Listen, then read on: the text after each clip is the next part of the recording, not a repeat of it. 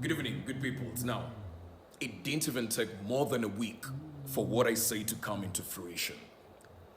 I say this with so much conviction because it's going to be so deeply rooted. Come 2027, the message is going to be so deeply rooted that anybody who's going to try to counter it is going to fail. And let's begin by watching this first video. Let's just watch this.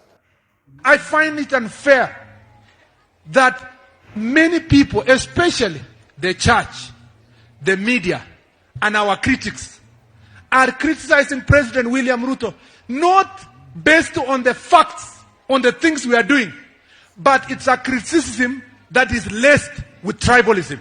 So, CS Murkomen tried to convince us that the reason as to why people are against President William Ruto is because of his tribe? Come on. I think you could have done better. Let's not make this about tribalism. Let's not make this about tribes. The general mood and the general feeling about the people is that they feel let down. And I told you, the narrative is going to be so deeply rooted come 2027, whoever is going to try to counter it is probably going to be late, and that's why there's need for us to sensitize the masses as early as now. Let 2027 not be about tribalism. Let it be about what somebody has been able to do and what he's been able to deliver and that which he hasn't been able to deliver.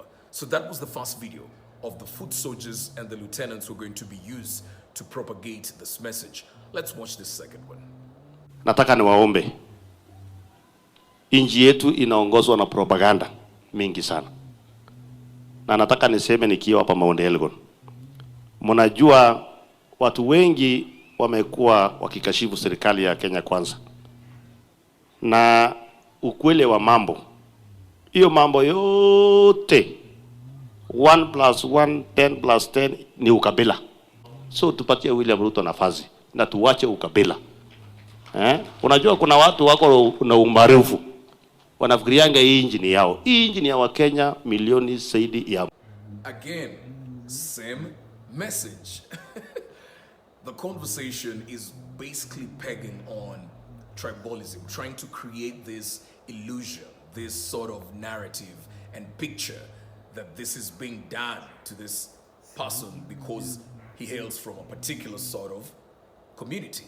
That's not the case.